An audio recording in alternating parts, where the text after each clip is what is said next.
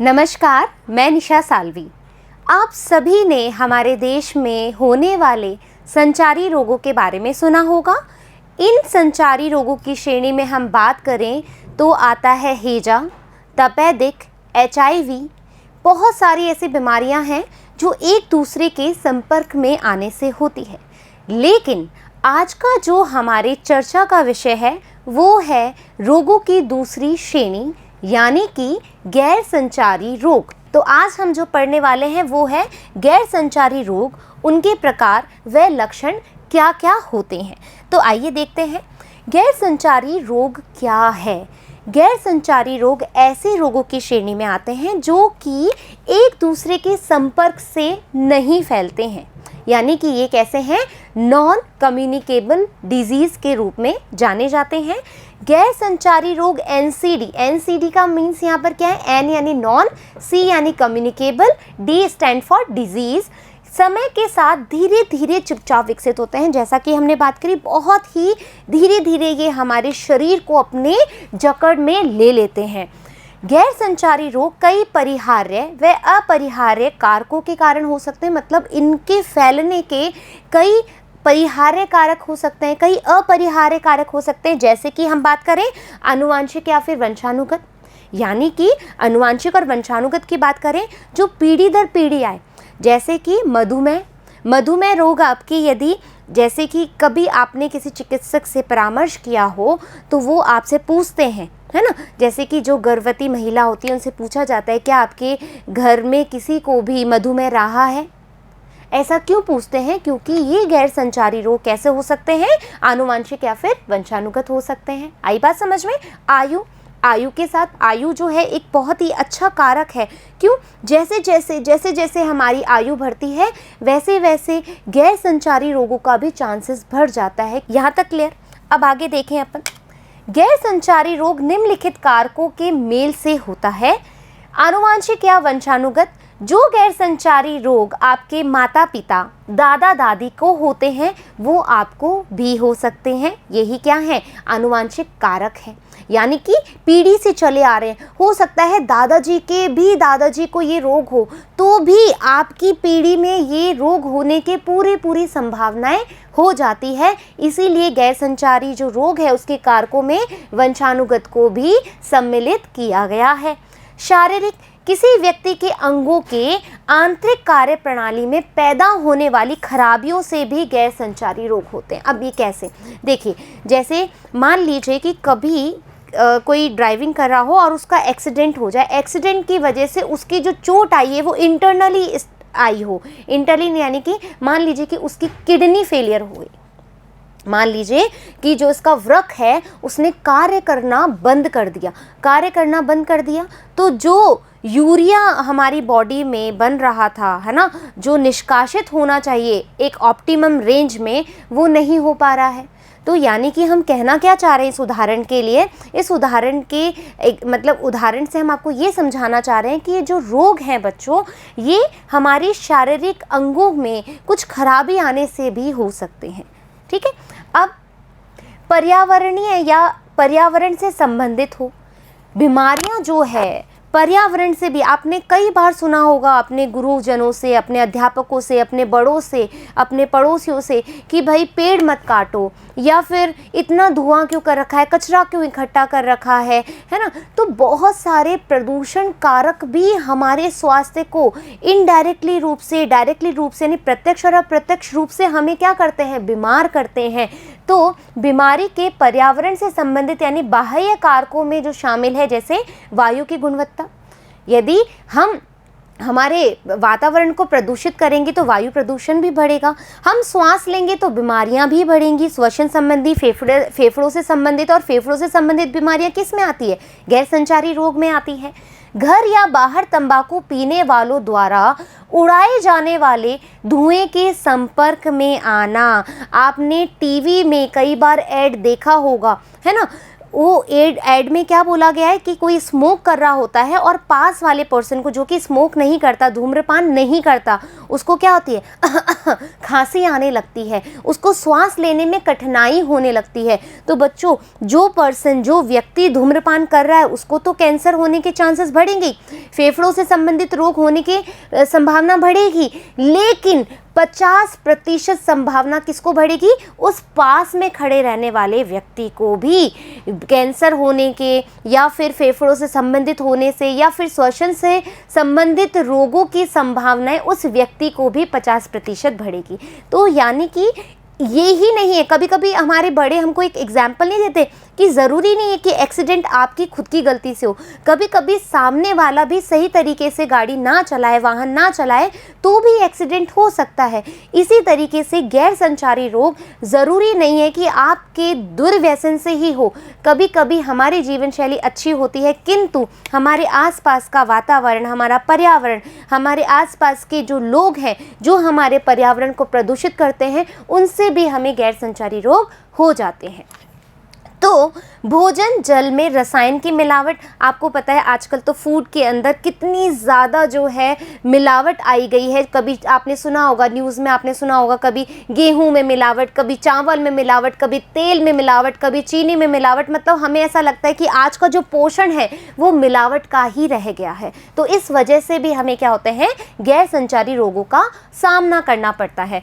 मानव व्यवहार व जीवन शैली विकल्प, जीवन शैली जो विकल्पों में शामिल है वो है शारीरिक गतिविधियों में कमी, और इसके अलावा मादक द्रव्यों का सेवन। ये तो बहुत ही ज़्यादा आम हो चुका है।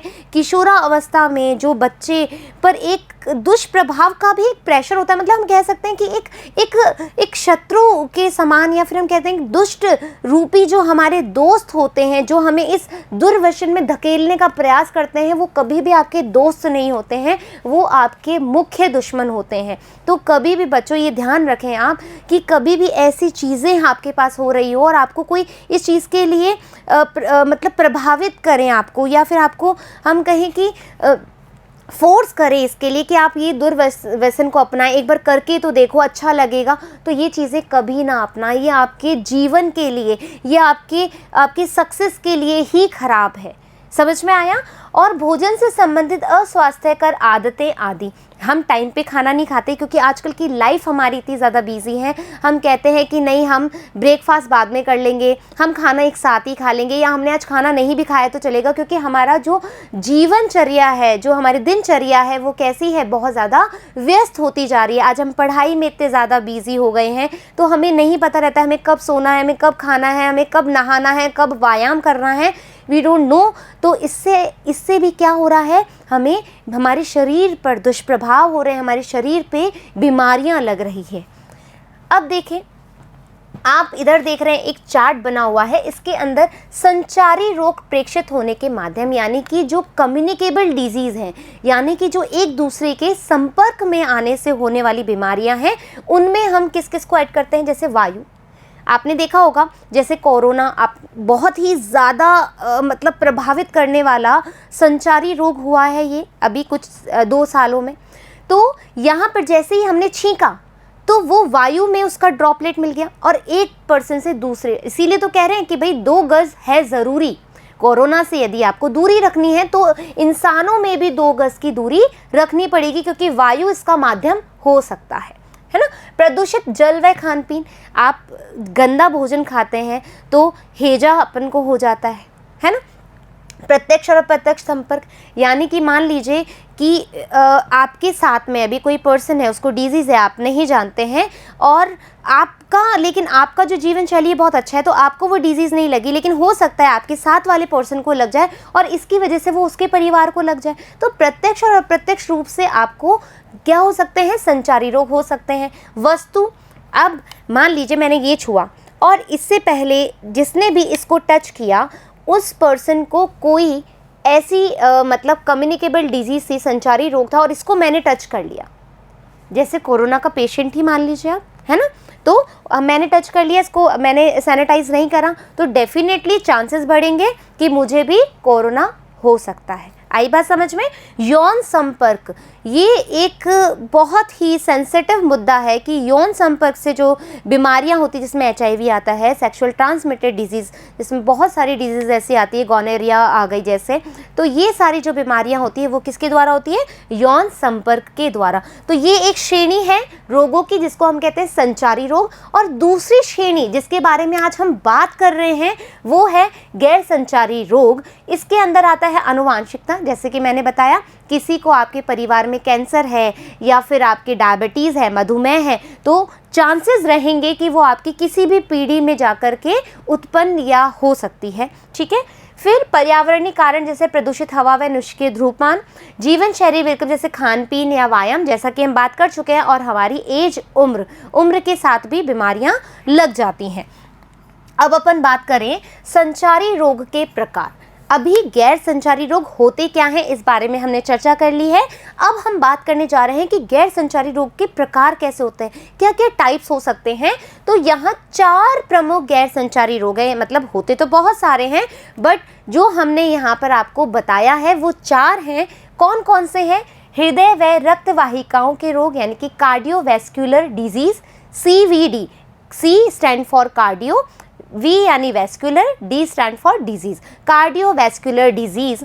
पुराने श्वसन रोग, क्रॉनिक, जो बहुत लंबे से बच्चों जो बहुत लंबे समय से डिजीज चली आ रही होती है उनको हम कहते हैं क्रॉनिक, और जो थोड़े समय के लिए होती है उसको हम कहते हैं अक्यूट। तो पुराने श्वसन रोग है जो बहुत पुराने से चले आ रहे हैं, जिसको कभी कभी पेशेंट होते हैं एलर्जिक होते हैं, अस्थमाटिक होते हैं, इनको अस्थमा हो जाते हैं, है ना, तो ये क्रॉनिक रेस्पिरेटरी डिजीज यानी कि CRD। मधुमेह, जो आपका इंसुलिन जो है पर्याप्त मात्रा से नहीं बन पा रहा हो या बन रहा है लेकिन उसका उपयोग नहीं हो रहा हो परिपूर्ण तरीके से, तो आपको क्या होता है? मधुमेह के चांसेस बढ़ जाते हैं।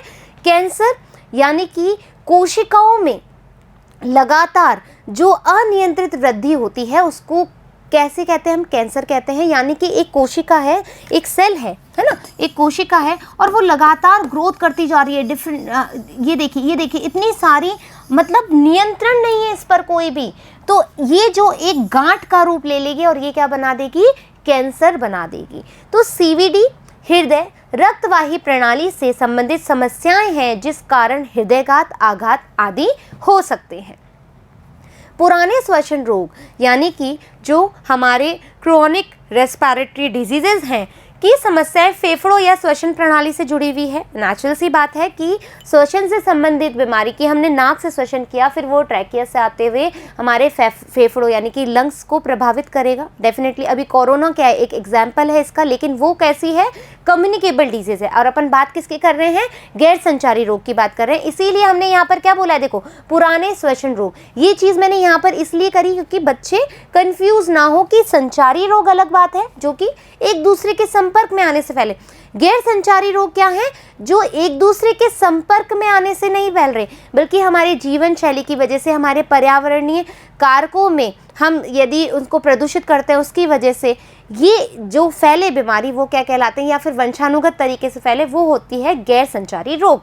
मधुमेह यानी डायबिटीज रोग तब होता है जब शरीर द्वारा पर्याप्त मात्रा में या बिल्कुल भी इंसुलिन नहीं बनाया जाता है।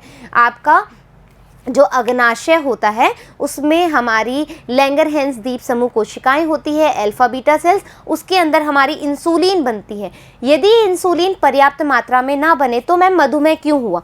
इंसुलिन जो है बच्चों आपकी बॉडी में ग्लूकोज को ले जाने का कार्य करता है जिससे हमें ऊर्जा मिलती है, और यदि इंसुलिन ही ना हो, है ना, इंसुलिन ना हो और इंसुलिन पर्याप्त मात्रा में अपना कार्य ना कर रहा हो तो नेचुरल सी बात है हमारी बॉडी में एनर्जी नहीं मिलेगी, है ना, और ग्लूकोज अक्यूमुलेट होता जाएगा जिसकी वजह से क्या हो जाएगा?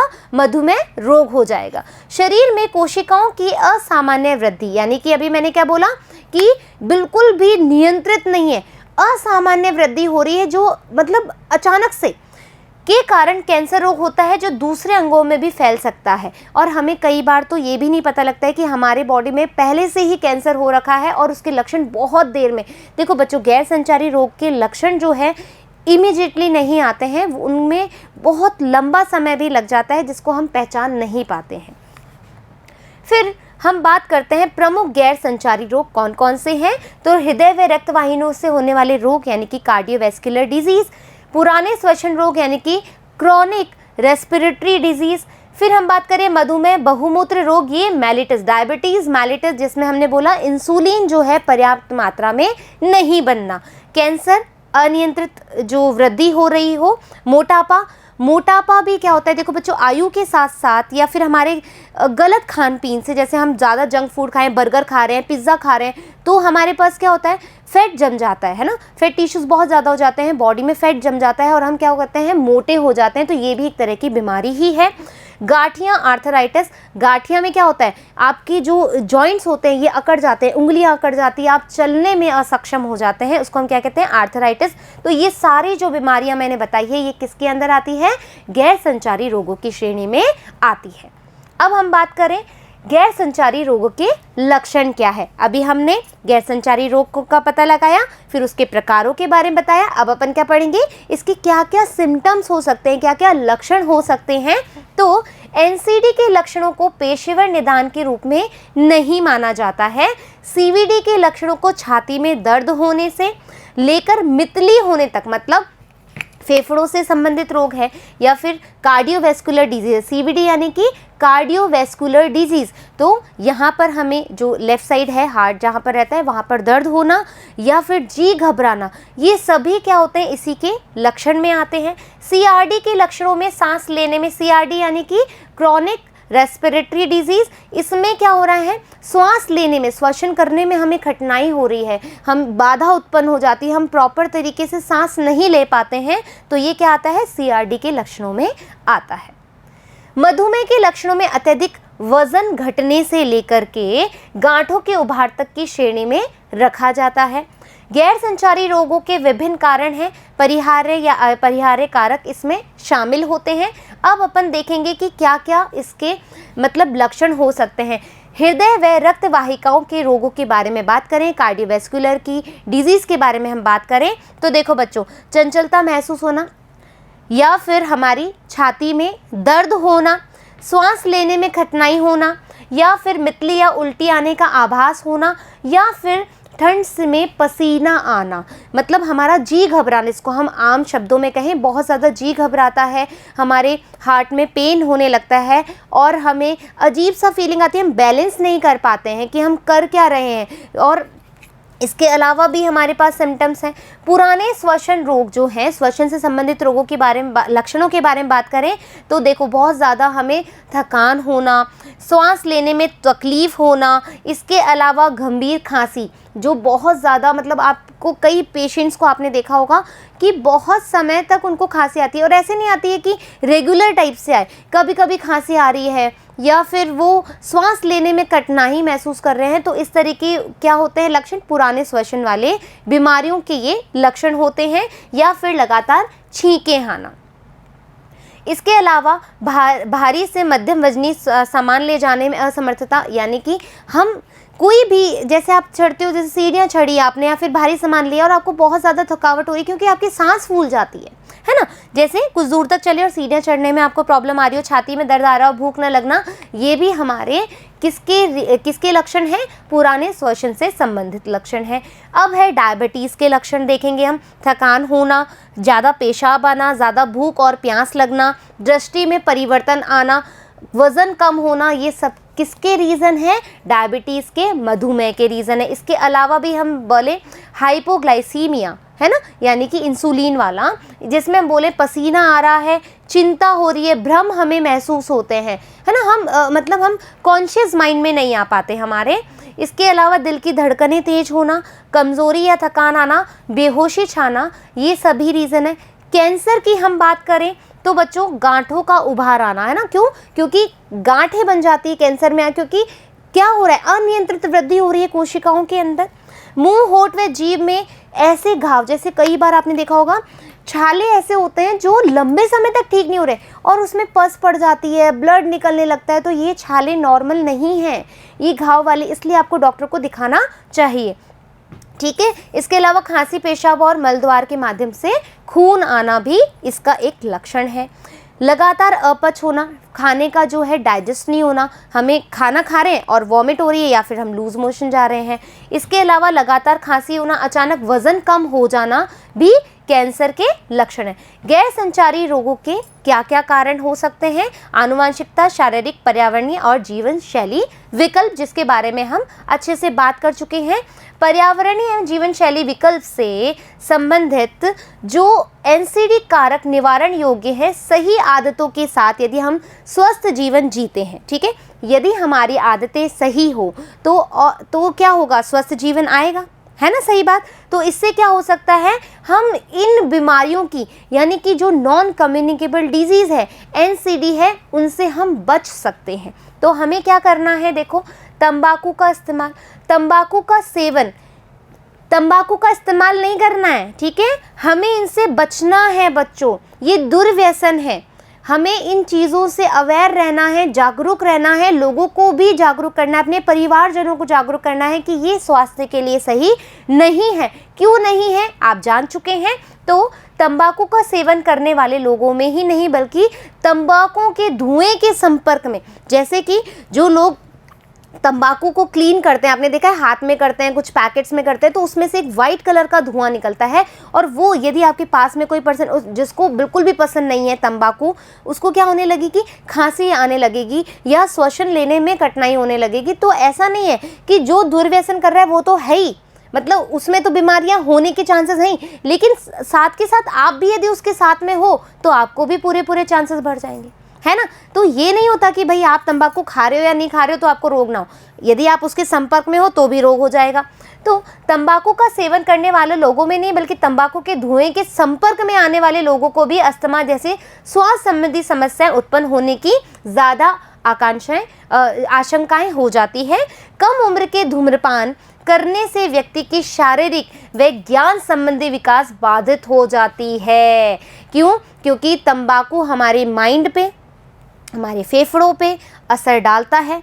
धूम्रपान जो हम करते हैं वो भी हमारे दिमाग में असर डालता है, जिससे कि हमारी याददाश्त पे, हमारे ज्ञान संबंधी चीज़ों पे दुष्प्रभाव पड़ता ही है। इससे किशोरावस्था के लड़कों लड़कियों में दोनों का ही प्रजनन संबंधी स्वास्थ्य भी नकारात्मक तरीके से प्रभावित होता है। यदि आज देखेंगे, आप देख सकते हैं, आप अपनी हिस्ट्री में भी जाकर देख सकते हैं, जो लोग किशोरावस्था से ही धूम्रपान कर रहे हो, तंबाकू का यूज़ कर रहे हो, आगे जाकर के जिनके भी जो माता पिता, जो मतलब हम कह सकते हैं जो कपल्स होते हैं, जो शादीशुदा होते हैं और उनके बच्चे ना कर पाने में जो असमर्थता दिखाते हैं, कहीं ना कहीं उसके ये भी कारण होते हैं, वो प्रजनन में असमर्थ हो जाते हैं। पान, गुटखा आदि चीज़ें खाना, चबाना अस्वस्थ आदतें हैं। यह आदत व्यक्ति के मुंह के कैंसर में बड़ी वजह बन सकती है। ये तो होता है माउथ कैंसर हो जाता है। जो भी तंबाकू का आपने कभी रैपर देखा होगा, लोग जो हैं थड़ियों पर जो लगाते हैं उसमें पीछे वाली पिक्चर लगाते हैं जहाँ पर कैंसरस का फेस दिखाया जाता है, फिर भी लोग इसको अवॉइड करते हैं, ध्यान नहीं देते हैं। लेकिन बहुत ज़्यादा ज़रूरी है इन चीज़ों का ज्ञान होना। शारीरिक निष्क्रियता, जरूरी व्यायाम न करने की, मतलब जो हमारा एक रेगुलर नॉर्मल एक्सरसाइज है, जैसे लोग आजकल चलना भी पसंद नहीं करते क्योंकि व्हीकल्स हैं, वो सोचते हैं थोड़ी सी दूरी है हम व्हीकल उठा लें और चले जाएं, व्यायाम नहीं कर रहे हैं, है ना। तो जो जरूरी व्यायाम न करना या व्यायाम से संबंधित किसी भी तरह की शारीरिक गतिविधियों में शामिल नहीं, जैसे जो बच्चे हैं, किशोरावस्था वाले बच्चे हैं, दौड़ होती है ना, बहुत सारे आपने स्पोर्ट्स देखे होंगे, जो हम खेल कूद देखे होंगे जो आपके विद्यालय में होते हैं, जिनकी कई गतिविधियाँ आपने देखी होगी, तो उसमें भी हम पार्टिसिपेट ना करें तो भी हमारे शरीर पर क्या होता है कि हम मतलब जैसे मान लीजिए आज खेल कूद के अंदर दौड़ने की गतिविधि रखी गई है, तो उसमें यदि आप पार्टिसिपेट करते हैं तो आपका एक तरह का व्यायाम ही हो रहा है ना। सो इन रोगों में शामिल है उच्च रक्तचाप, मोटापा, अधिक वजन होना। इस कारण हृदय रक्तवाहियों के रोग भी हो जाते हैं, मधुमेह भी रोग जो है हो सकता है। इसके अलावा खाने पीने की आदतें देखो बच्चों, यदि आज भी आप में ये है कि आप पोषक तत्वों से युक्त भोजन नहीं ग्रहण कर रहे हो, तो प्लीज़ आप ज़रूर करें, क्योंकि आप यही भोजन खाते रहेंगे तो वो आपकी शरीर के लिए बिल्कुल भी अच्छा नहीं है, बहुत ज़्यादा हानिकारक है। फिर हम बात करें कि शराब का सेवन, शराब के सेवन की हम बात करें तो बहुत ही आम हो चुकी है ये चीज़ें। छोटे से छोटे बच्चे से लेकर के बड़े बुज़ुर्ग तक शराब का सेवन जो है आराम से करते हैं, जबकि उन्हें पता भी है कि क्या क्या दुष्प्रभाव होते हैं। अलग अलग रीज़न बना लेते हैं। तो शराब का सेवन जो है बच्चों, वो आपके कार्डियोवैस्कुलर डिजीज़ है ना, और इसके अलावा गैर संचारी रोग के अलावा शराब का सेवन करने से दुर्घटनाएं, एक्सीडेंट बहुत ज़्यादा होते हैं, चोटें लगती है, हिंसा होने, जो मारपीट होती है घरों में, जो कोलाहल मचता है घरों में, उसका भी एक मुख्य कारण है शराब का सेवन। फिर हम बात करें कि अब जो आज आपने जो पढ़ा उसमें पढ़ा कि गैर संचारी रोग क्या हैं, गैर संचारी रोग के प्रकार क्या हैं और लक्षण क्या हैं। तो आशा करती हूँ कि आज जो भी आपने मुझसे सीखा वो आपको बहुत ही समझ में आया होगा। आप जागरूक रहेंगे और अपने परिवारजनों को भी जागरूक करेंगे। फिर मिलेंगे हम, जब तक धन्यवाद।